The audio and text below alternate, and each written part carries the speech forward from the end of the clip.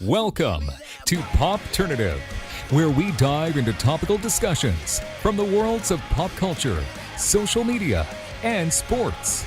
Here is your host, Peter Remoliotis, aka PD Beats.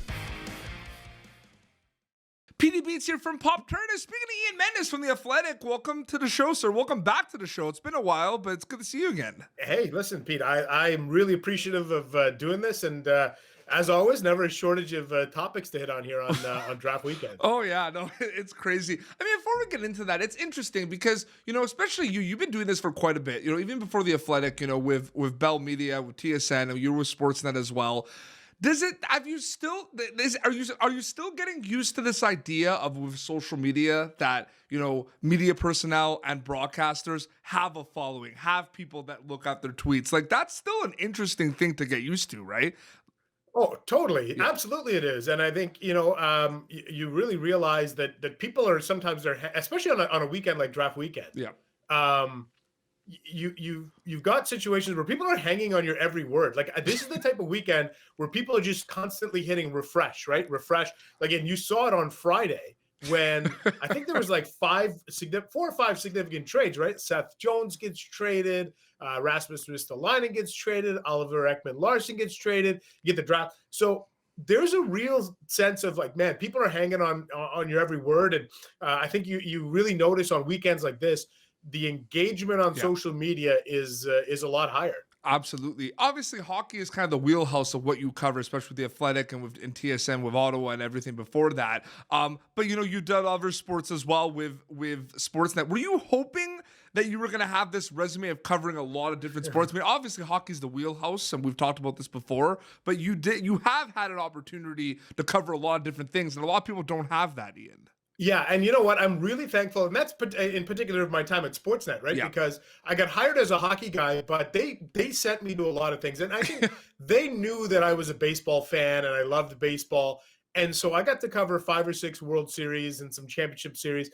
They sent me to the Olympics a couple of times. They sent me to the FIFA World Cup in Germany in 2006. So I got a chance to cover a whole bunch of things, and it was really cool. Like I think that there's a real value in covering other sports, understanding other sports, the dynamics of what goes on in those other sports. Because I think sometimes we get locked into this hockey world where we think that, this is the only way sports work, or these are, the dynamics between athletes and media. And it's really cool to kind of open things up and cover some other sports. We're going to get into specific things about the Kraken. I have some questions about that and about what happened with the NHL Draft. But before that as well, access is a huge thing right now. We saw it, especially with the expansion draft, where a lot of access to information was pretty heavy before the broadcast of the expansion, where a lot of insiders were saying who is getting picked and everything. Is it one of those things where is that something that's always been around, where people are talking and people are telling people things, and the media, or like what's that dynamic like, where you have access, and there's a lot of people that have access and have relationships with players that might heard something, or from a player's parent, or from a player's advisor, and then they have this information. I'm just curious, because you've been doing this for quite some time. What do you think about that kind of landscape of being of this access of information? Yeah, and it's you certainly saw it play out on expansion night, where by the time we got to 8:00 on expansion draft night on Wednesday, you knew every pick. And look, there's pros and cons to it. I mean, I guess it's no different than if you were watching one of your favorite Game of Thrones or Breaking Bad, or pick a Ozark, and somebody started tweeting out the spoilers, you'd probably stay away from social media. You'd be like, you know what, I want to watch. So I understand that there's some people who are angry about that, but at the same time, if you truly wanted to watch that expansion draft on Wednesday and not get spoilers, you could have stayed off social media But that's their job. That's like what you guys do. Like that's right, exactly. And I have no problem. I think let me put it this way: if Frank Saravelli doesn't put that out, somebody else will. Yeah. Like, so he's doing his job. His job is to dig up stuff, find out which way teams are leaning, and there's a huge market and a huge appetite for inside information. But you're right. Like, look, there's a ton of information that gets floated around, and what often happens is information is passed along for a reason. Like if somebody gives you a tip, they're trying to maybe skew the coverage, or they're trying to, maybe get something out there. It's very rare that you get a piece of information without there being some sort of method behind it. Yeah. Right? Like where a general manager or a team will tell you something, hey, this guy isn't that good or whatever. Why are you telling me that? You tell me that because you want that out there in the public realm. So, but it's certainly, there's an endless appetite for it. And I think the insiders, whether it's Elliot Friedman, Frank Saravelli, Dreger, LeBron, Bob McKenzie, You've had your moments. But I'm less, here's my theory, Pete. I always feel like, look, there's room for insiders, but then I think sometimes when you become an insider, it sometimes it can prevent your ability from giving critical analysis. And I don't mean that in a negative way, but no, I if see you're what you're getting saying. information from all sorts of people, you don't want to turn around and say, man, I can't believe the LA Kings, boy, they look stupid doing that, because then the LA Kings are like, hey man, we're not going to give you anything. So I understand it's a delicate tightrope that those guys walk. And I think there's room at the table for like 5 or 6 different types of, reporters. There's room for insiders. There's room for straight reporters. There's room for columnists who are more opinionated. Yeah. There's, and so that's where I kind of tend to, I think I'd like to come out, is be a little bit more opinionated and try to go that route. Absolutely. Okay, so Seattle Kraken, new franchise to the National Hockey League. Exciting times. A lot of people have been kind of following this for a while. We know who they drafted. Not as many, but some of the players that they have drafted are might not be on the team. We saw Tyler Pitlick got traded to Calgary and everything. One of those things what I find very interesting compared to the Vegas draft, a lot of younger guys. They have a lot of pieces that they obviously look to see that could be big cornerstone pieces down the road, like Hayden Fleury and guys like Gavin Beirut, for those type of guys as well. What's your take on how they kind of drafted, where they had opportunities for a lot of guys that can play and make them a contender right away? A lot of people were saying, but it's the cap era as well. Yeah, and I think what happened this time, Pete, was I think a lot of other teams were like, okay, you're not going to play extortionist prices to either entice you to take a big ticket contract or make you not pick somebody. So I think like a great example is the Calgary Flames and Mark Giordano. Yeah. And the reporting that was out there, I believe Elliot Friedman was the one who had it, who said the Kraken went to Calgary and said, okay, if you don't want us to take Mark Giordano, you give us a 1st-round pick and a 3rd-round pick. And Calgary said, we're not giving you our 1st-round pick so that you don't take Mark Giordano. Like, I'm sorry, but that's not going to happen. And so I think that was their strategy, was like, hey, listen, we'll try and squeeze you as much as possible. I think where they made a mistake is I almost feel like it was all or nothing for Seattle. It was like, either you're going to pay us the extortionist prices or not. And there's probably a way they could have met in the middle. And maybe they could have gotten a 2nd-round pick from Calgary for not taking Giordano, right? Or maybe they could have done something with a team like Philadelphia or St. Louis, and they had the Tarasenkos and the JVRs and Voracek's available. Yeah. But they didn't do that. And so it's interesting. They're playing the long game here. It looks like they just want to be patient right out of the hop. But it's interesting. You saw everything on kind of social media with, especially like Philly and Columbus, like their picks for those teams were players that people on social media were saying, oh, maybe there's like a side deal here. Like they took that player because they got something in return, but it wasn't, right? Like people were saying, they took a younger defenseman from Columbus, over Domi. And people were saying maybe there was like a side deal there, but there wasn't, right? So I think they maybe had a plan too of like certain players that they kind of liked as well. Keep in mind too, tons of AHL guys that have done really well in the AHL that could be really good stars in the National Hockey League. I mean, Charlotte Checkers, Ron Francis, he knows a lot of those guys, right? Absolutely. And I think that, look, the one thing we've learned is that cap space is arguably the biggest weapon in the NHL. And Ron Francis in Seattle didn't want to compromise that right out of the gate. No. They are obviously playing the patient game here. But I'm curious to see, what do they do in free agency? What do they do with some other trades? Like, I think they're, look, if I'm giving them a grade on what I think their roster looks like in the expansion draft and the assets they could have got, I'd probably tend to give them like a C or a C+. But that's an incomplete grade because we don't know how the rest of it plays out. Like, I think let's wait till September. Let's see what the roster looks like. And if they've added a couple of other pieces or draft picks or something like that, we could probably have a little bit more of a complete picture on what Seattle's up to. Absolutely. Okay, NHL Draft.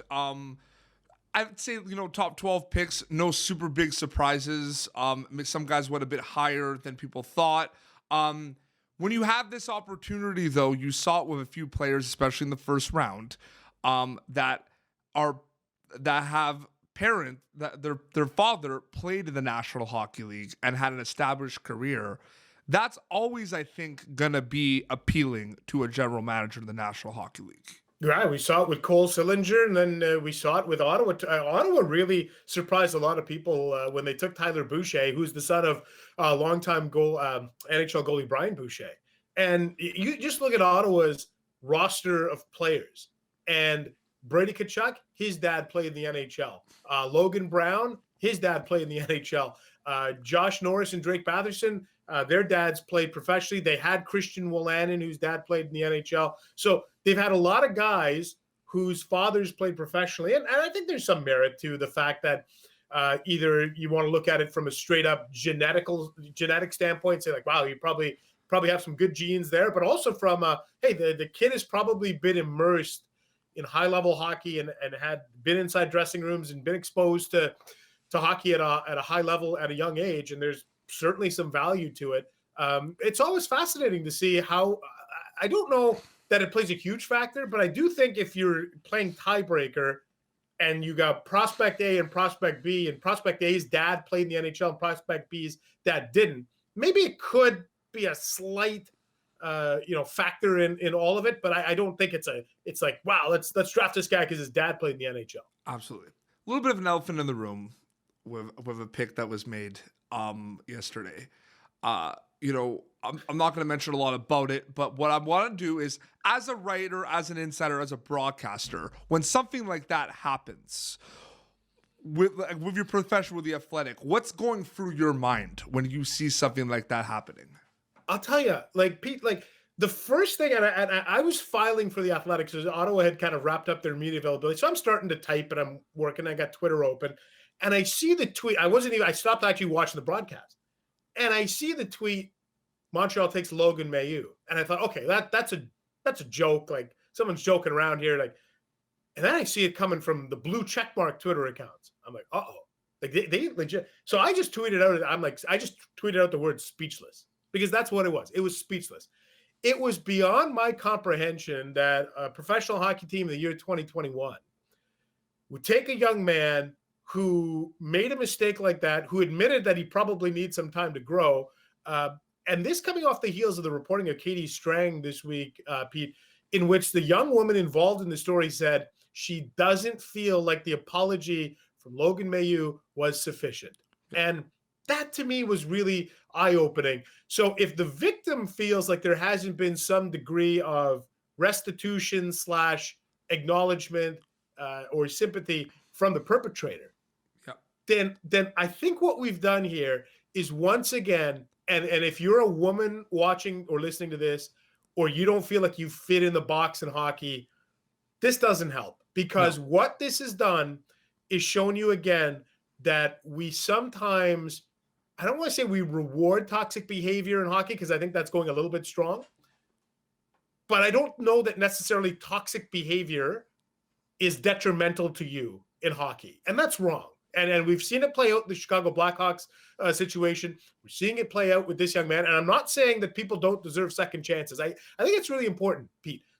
People deserve second chances, but those are earned. They're not given. And you can only get a second chance after some time. And I don't think 72 hours after Logan Mailloux says, I don't think you should draft me, to the time when the Habs drafted him, is sufficient time for that growth to happen for the young man. Toxic masculinity is getting called out, and it is still a big problem. Your opinion, do you see it getting better in terms of people because situations like what happened yesterday don't make it seem like an effort's being made to do better and address certain things when they pick that. But where do you think we are right now in hockey with addressing toxic masculinity? Well, I think you got your answer. You got your answer on Friday night. You got your answer with the Chicago Blackhawks story. Listen, have there been some improvements? Absolutely.